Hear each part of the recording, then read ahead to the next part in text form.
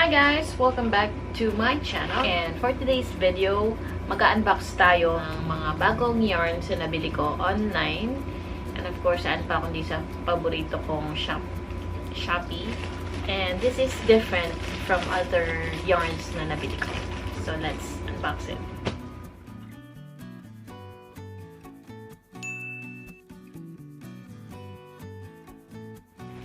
So, as always, lagi nyong i-video every time you do unboxing of the items that arrive from Shopee or kung saan man nyo nabili. And also, this will be like a proof, kumbaga kung merong mga missing items, so malalaman ng seller na kailangan palitan or something. So, this is it. Galing ko lang. Paunti-unti lang yung mga kinuha ko. I just wanna try some of these yarns. At tingnan nyo naman. Kita nyo naman. I need to remove my glasses kasi ano siya eh. I'm in my 40s. So, hindi ko na siya babasa kapag suot ako sa damit. This is Monaco mercerized. And it's crochet cotton. 175 meters. I have one in blue, teal, choco brown. Medyo dinamihan ko yung choco brown kasi kulang ako ng isa. Pero parang ibang color, ibang shade yung dalawa. Oh. And then I will unbox this box. Meron pa akong set ng colors na in-order. So, dalawang klase in-order ko. Isang 3-ply and 5-ply. So, as you can see, I have ordered some 5-ply, and these are all 5-ply except ito. Makikita naman yung kapal niya kasi walang nakalagay na ply except for these other yarns. I think these are new from Monaco. Finally, gumawa na sila ng mga yarns na malalaki yung thread, which is nakakatuwa kasi for the longest time, since nag-start ako mag-crochet, wala ako nakikita mga ganito kakapal na 5-ply, or siguro hindi lang ako masyadong tumitingin online. But they have now, so it's 5-ply. Meron ding 3-ply, I think. Yung 3-ply is, I don't know if these are the same as yung ginagamit ko noon na with 1.75mm crochet hook. But we're gonna check later on. So ngayon, pinapakita ko lang sa inyo yung mga nakuha ko. And of course, I will be checking these items to see if all my orders are complete.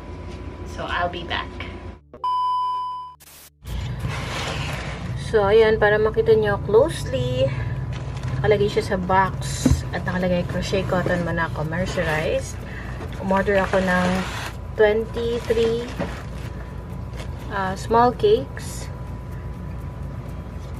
Ang 3-ply pala is similar siya dun sa ginagamitan ng steel hooks o yung mga 1.75 crochet hook, kasi nakita ko with the other yarns that I bought previously, halos pareho lang sila ng strands. So, itong 3-ply pala is yung regular ply na binebenta nila.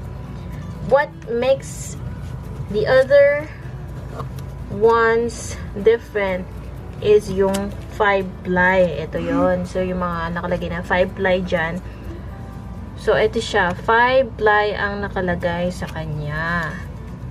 So, with this one naman, compared mo dun sa 3-ply, yun, malaki lang ng konti. And, yung iba kasi ginagamit ito for amigurumi. By the way, yung cotton is maganda siya gamitin for garments. Yun ang maganda.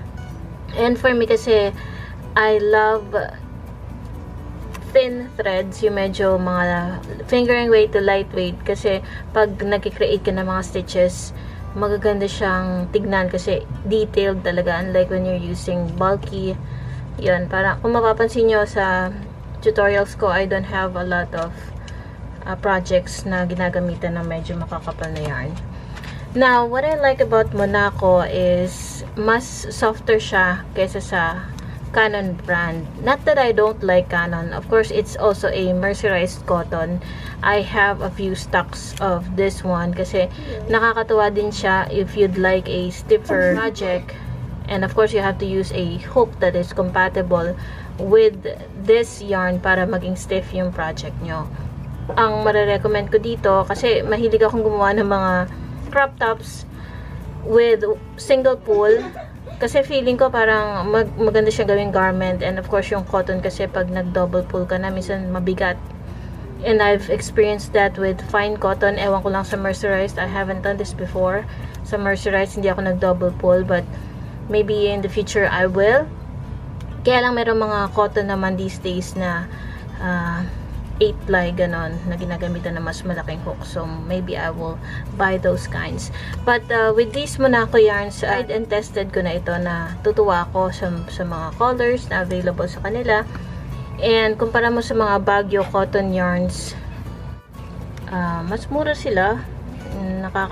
Makakabili ka ng mga 20 plus per 100 grams. So, against this one, diba, ito, 50 grams lang ata.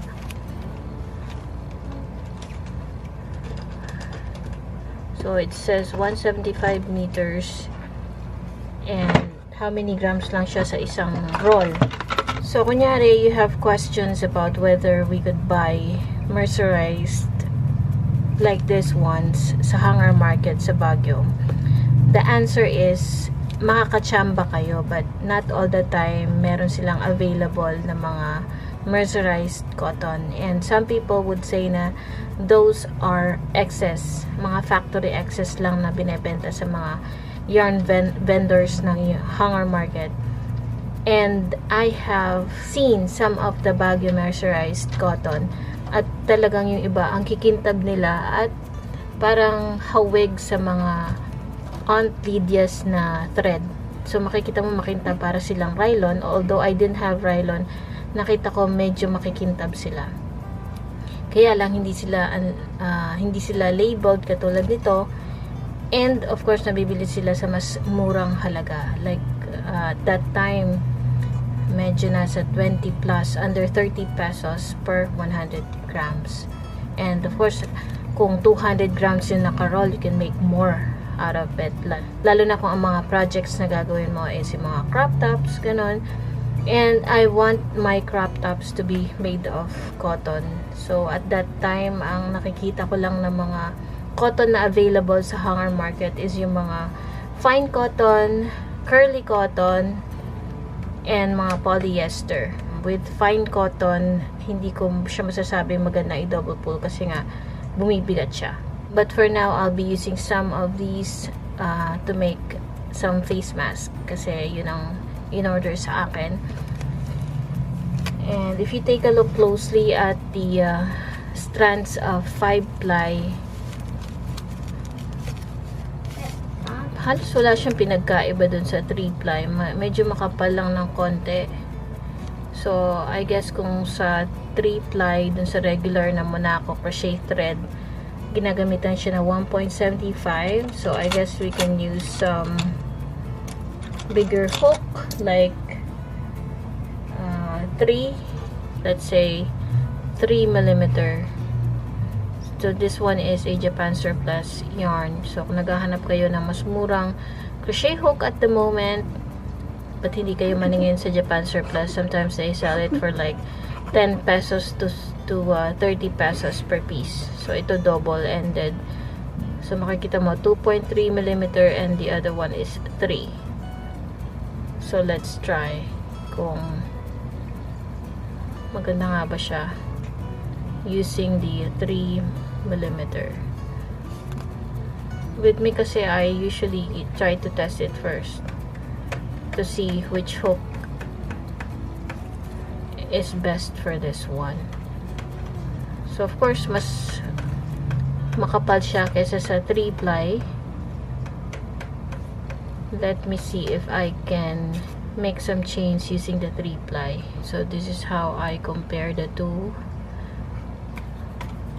plies. Itong isa is 3-ply, ito naman is 5-ply. So makikita mo mas makapal yung 5-ply obviously, and I've used the same 3mm crochet hook on this too. Makikita mo mas malalaki yung gaps when you use it with bigger hook, and then dito naman sa 5-ply, if you're gonna use 3mm, masinsin pa rin siya. So parang suitable siya for 3mm, or if you want na mas bagsak siya, if you're making it as a shawl, you can go one size larger, like siguro mga 3.5mm, ganun, or depending on how you want your project to be. So anyway guys, yun na lang muna for today. I think I will like this 5-ply. I think this 5-ply is really nice to use for certain projects, like yung sa face mask, kasi mas malaking crochet hook na yung magagamit ko, unlike before na 1.75, minsan kasi nakakangalay na. So I have decided to stop using with the 3-ply. So kung 3-ply, it's similar to the regular crochet thread na binebenta ng Monaco. But if you're going to buy the 5-ply, mas makapal siya ng konti. Pwede siya siguro for 3mm to pataas, ganon. So, depende sa project na nagawin nyo. If, of course, gusto nyo na mas mahigpit yung tension nyo, you can use 2.5, or you can experiment with the hooks.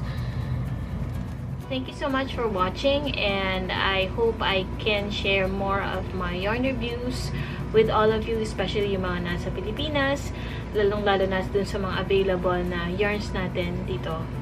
And you may comment down below for other requests, kung hook reviews or any other yarn na gusto nyong malaman. Feel free to comment down below. Thank you so much, and I'll see you in my next video. Bye!